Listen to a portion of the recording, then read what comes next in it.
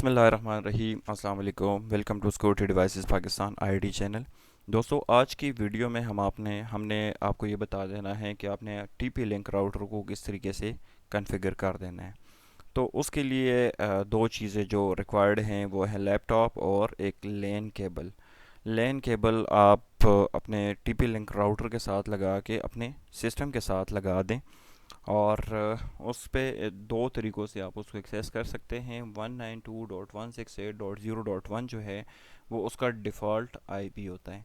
तो इस आईपी के थ्रू भी आप उसको एक्सेस कर सकते हैं, और उसके अलावा जो दूसरा तरीका है वो आप ब्राउज़र में लिख सकते हैं TP-Link-Wi-Fi.net के नाम से है। तो उससे भी आप उसको एक्सेस कर सकते हैं। तो उसके अलावा जो हम दूसरे वेब में भी आपके पास शो कर देते हैं, जैसे मैंने बता दिया TP-Link-Wi-Fi.net के नाम से, उससे भी आप उसको एक्सेस कर सकते हैं। तो दोनों तरीके हैं, दोनों तरीक़ों से आप उसको एक्सेस कर सकते हैं। हम उस पे जाते हैं, और यूज़र नेम और पासवर्ड जो डिफ़ॉल्ट है वो एडमिन एडमिन होता है। स्क्रीन के ऊपर भी हमने शो कर दी है। तो इस तरीके से आप इसको एक्सेस कर देंगे। सिंपल दो तीन स्टेप्स है जो कि आप एक जर्नल या आपका जो घर का जो राउटर होता है उसको कॉन्फ़िगर करने के लिए, तो वो स्टेप हम आपको बता देते हैं। बहुत ही इजी स्टेप्स हैं। इसमें एक ऑपरेशन मोड में क्विक सेटअप से भी आप नॉर्मली जा सकते हैं। उसके अलावा ऑपरेशन मोड, नेटवर्क और वायरलेस, तीन ऑप्शंस जो हैं ये हम आपको अभी शो कराएंगे कि आपने इसको किस तरीके से कॉन्फ़िगर कर देना है। तो फर्स्ट हम लोग ऑपरेशन मोड पे क्लिक कर देते हैं।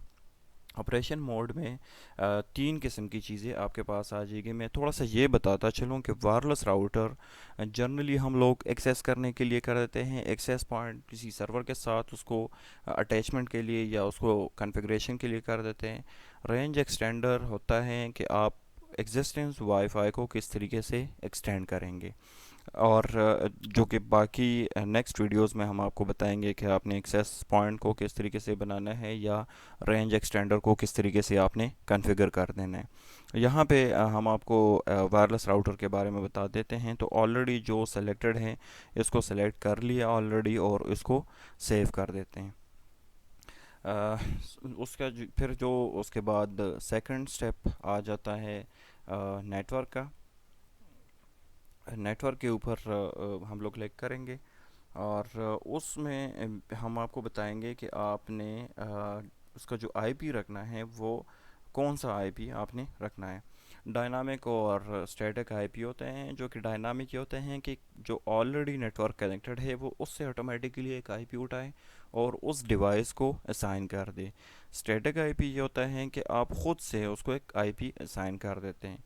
तो हम लोग इसी तरीके से करते हैं कि इसको जो डायनामिक है, डायनामिक आईपी हम लोग सेलेक्ट कर देते हैं। तो जो हमारा ऑलरेडी डीसीपी कहीं पे चल रहा है तो उससे वो ऑटोमेटिकली आईपी उठा लेगा।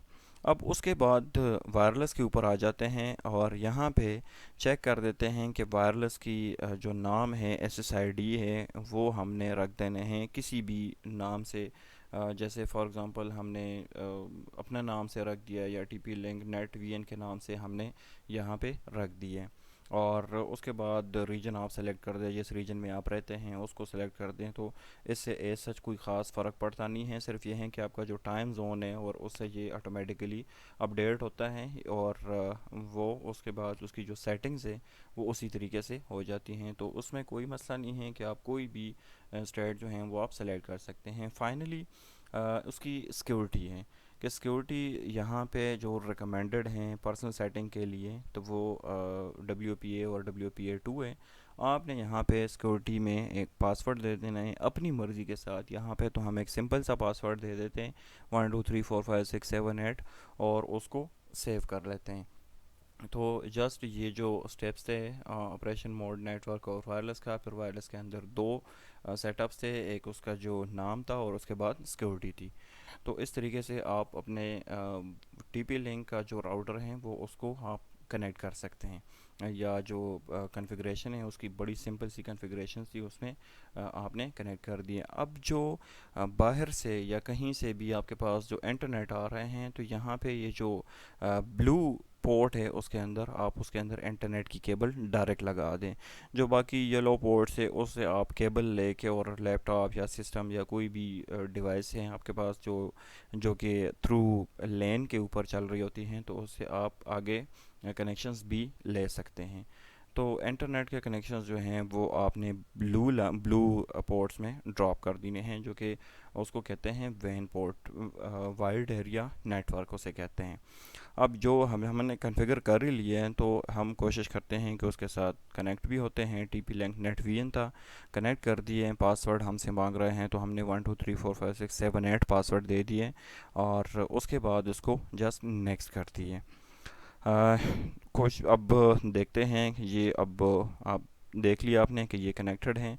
अब थोड़ा सा इसका स्टेटस देख लेते हैं कि क्या ये कनेक्टेड है या नहीं है, और जो हमने कॉन्फ़िगरेशन की थी वो ठीक है या नहीं है। तो रिफ़्रेश करके यहाँ पे आप देख रहे हैं कि जो राउटर की कॉन्फ़िगरेशंस थी जो हमने कर दिए, नाम उसको दे दिए, और उसका जो बाकी मोड वगैरह थे वो हमने चेक करके, और ये उसकी सिंपल सी कॉन्फ़िगरेशन है।